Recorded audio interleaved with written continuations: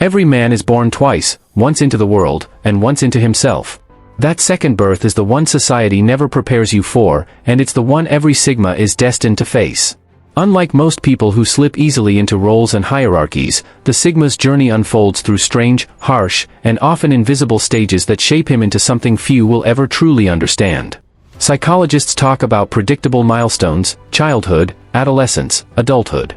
But Sigmas rewrite that script entirely. Their stages aren't measured by birthdays or job titles.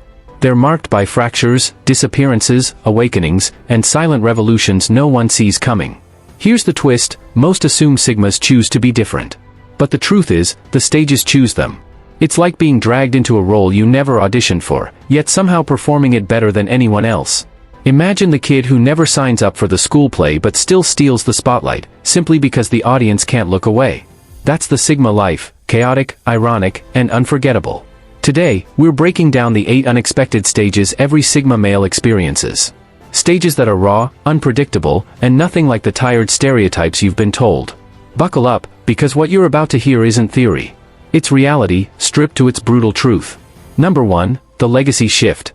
The legacy shift is one of the strangest, most unexpected stages a Sigma male goes through, because it doesn't arrive with noise, it creeps in quietly. For years, he rejects everything: systems, approval, expectations. He builds his life by subtraction, stripping away what doesn't fit until he's left with something sharp, unshakable, and unapologetically his. But then, something changes. The urge to prove himself fades. The hunger for recognition disappears. Even the thrill of being underestimated loses its meaning. What takes over is a deeper question: what remains after I'm gone?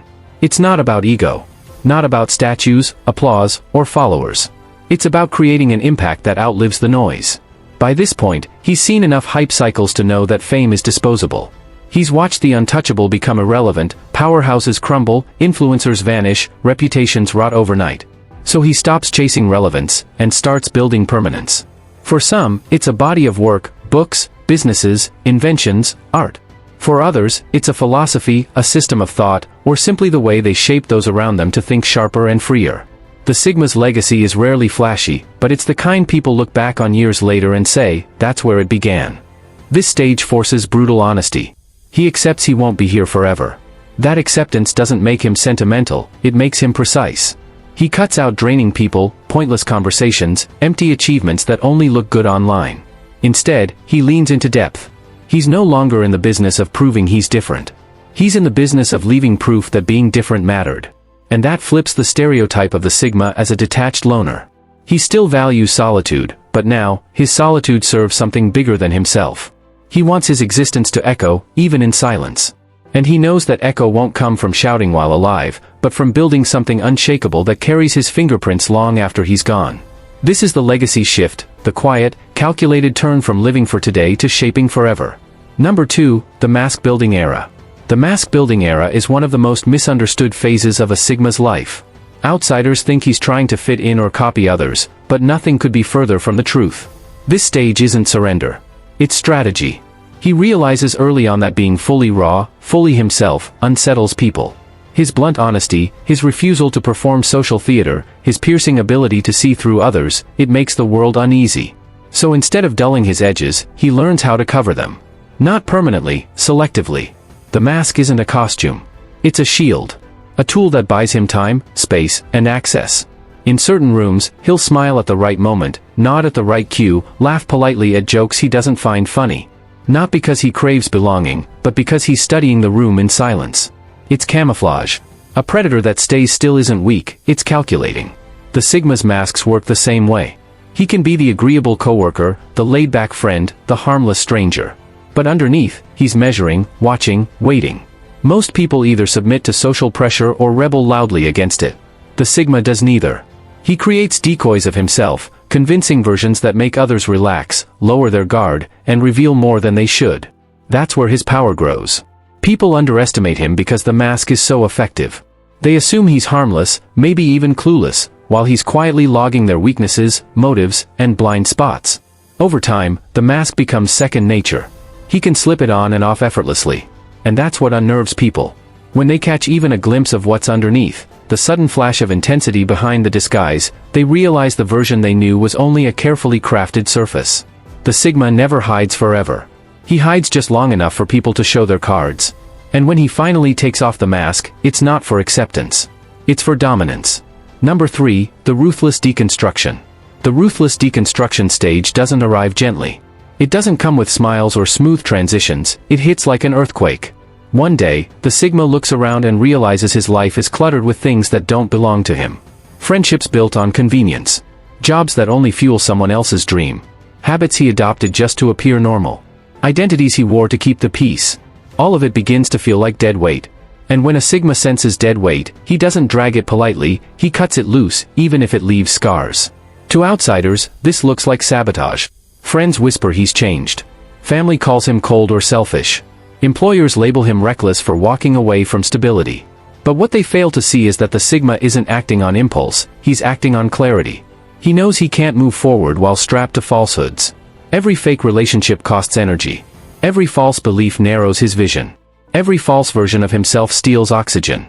So he tears it all down, even if it means standing alone in the rubble. This stage demands a courage most people will never know. It's easy to keep up appearances, to stay in the job that drains you, to maintain the friendship that no longer feeds you, to keep wearing the mask that wins shallow approval.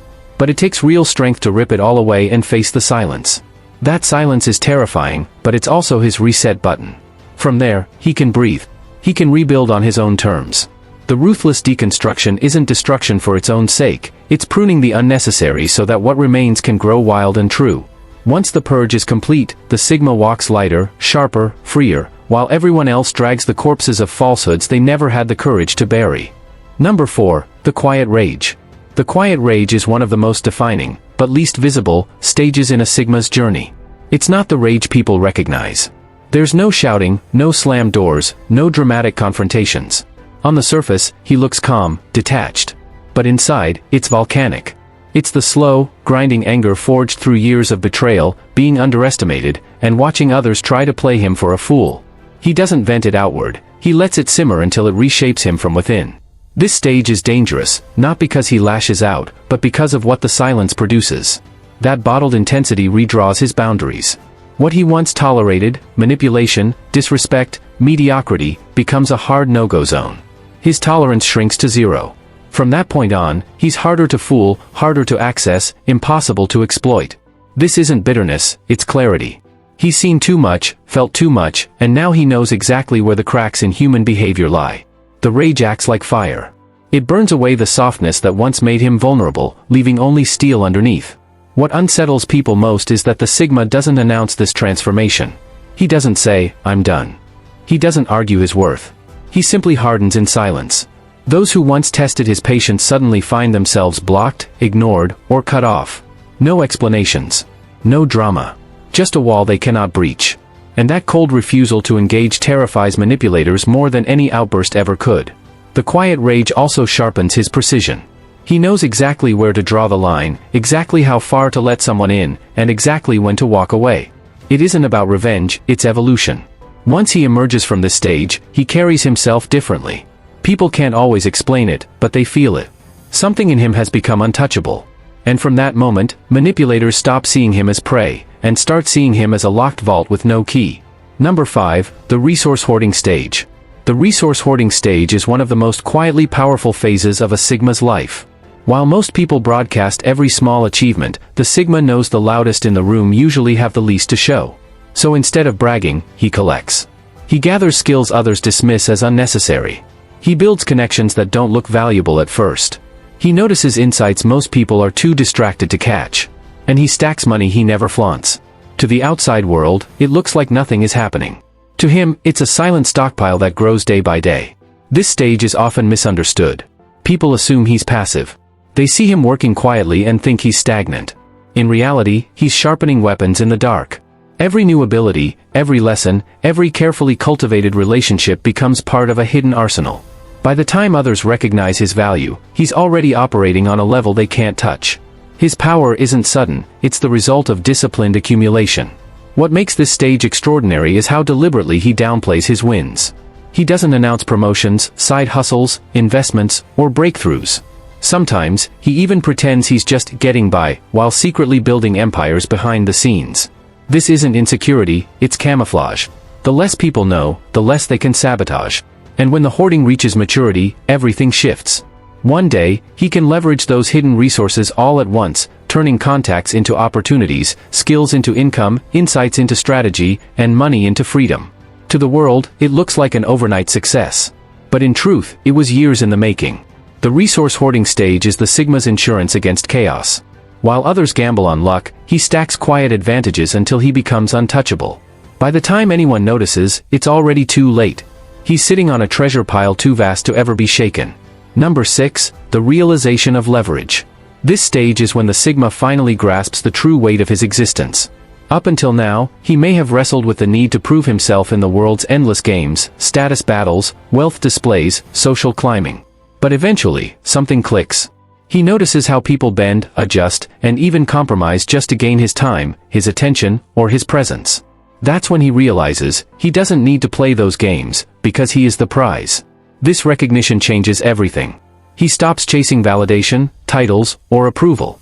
Instead, he measures his worth by the one resource no one else can duplicate, himself. His silence in a room carries more weight than someone else's speech. His simple choice to show up instantly elevates the space. Even his refusal to engage makes manipulators scramble for his attention. It's not arrogance, it's earned leverage. By this stage, he knows his presence is currency because it's scarce. He doesn't hand out access freely, and people feel it. Those who do get it never forget. Conversations with him linger. Time spent with him feels elevated. Even his absence is a statement. When he withdraws, the void is heavier than with anyone else. The Sigma learns to wield this leverage without effort. He can deny access to his time as a form of refusal. He can choose silence over arguments, and that silence speaks louder than words. He understands that when people want something from him, they'll bend their own rules just to keep him close. What makes this stage profound is the calm that comes with it. He doesn't need to hustle for a seat at the table, because tables shift when he sits down. He doesn't need to announce his worth, the demand for him already proves it.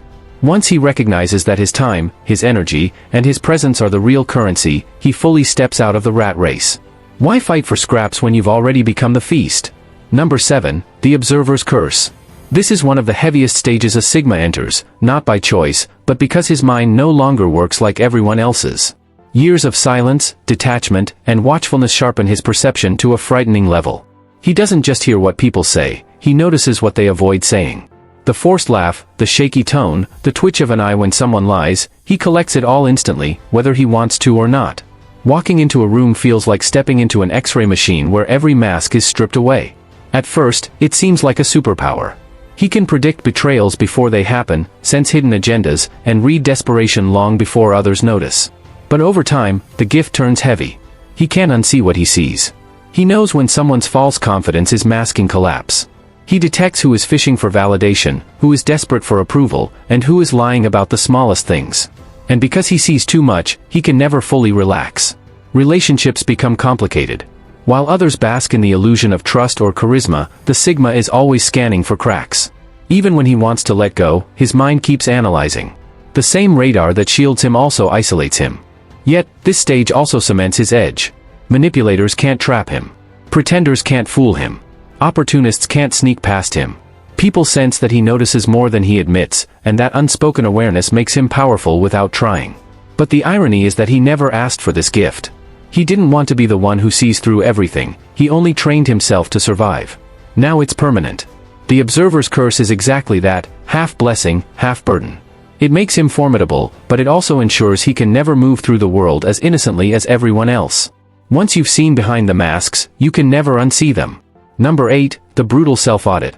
This is the stage that separates the Sigma from nearly everyone else.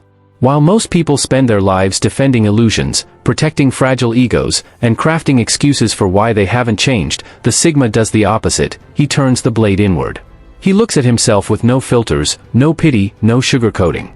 It's not comfortable, it's ruthless. He'll call himself out for being lazy, for making poor choices, for clinging to toxic habits, for staying in relationships that stunt his growth. Where others invent comforting stories, he dismantles his own. This process is painful because it leaves no room to hide. He doesn't get to blame others for his failures. He doesn't numb himself with empty affirmations. When he falls short, he admits it. When he sabotages himself, he names it. When his vision doesn't align with his actions, he forces himself to bridge the gap. It may look like cruelty, but it's what keeps him alive, sharp, and evolving. Most people harden with age, locked in denial, repeating cycles. The Sigma, instead, sharpens. Each self-audit strips away dead weight, leaving him lighter, clearer, and faster. The cost of this stage is that it can make him seem cold, even toward himself. People assume he's harsh, overly critical. What they don't realize is that the same fire he uses to judge others, he first burns on himself. That's why he has no patience for excuses, he doesn't tolerate them in his own life. Over time, the self-audit becomes his greatest weapon. By constantly breaking down and rebuilding himself, he avoids rigidity. He reinvents, adapts, evolves, while others cling desperately to outdated versions of themselves. Each cycle makes him harder to exploit, harder to predict, harder to break. It's not pride that fuels him, it's survival and growth. The Sigma knows the harshest mirror is also the most liberating. And while most people remain prisoners of their illusions, he becomes free by confronting his truths head-on, no matter how deeply they cut. Final thoughts. At the end of the day, the Sigma's journey isn't about fitting in, it's about becoming. These stages aren't random struggles, they're the fire that forges a man into something untamed and unshakable. While society clings to scripts and labels, the Sigma writes his own in silence, one fracture and awakening at a time. And that's the paradox. He never asked for the role, yet he embodies it more fully than anyone else could. The truth is simple, being a Sigma isn't a choice. It's a calling. A path you don't walk to be admired, but one you endure because you were built for it. And if the world can't understand it, that only proves the Sigma's journey was never meant for them, it was always meant for him.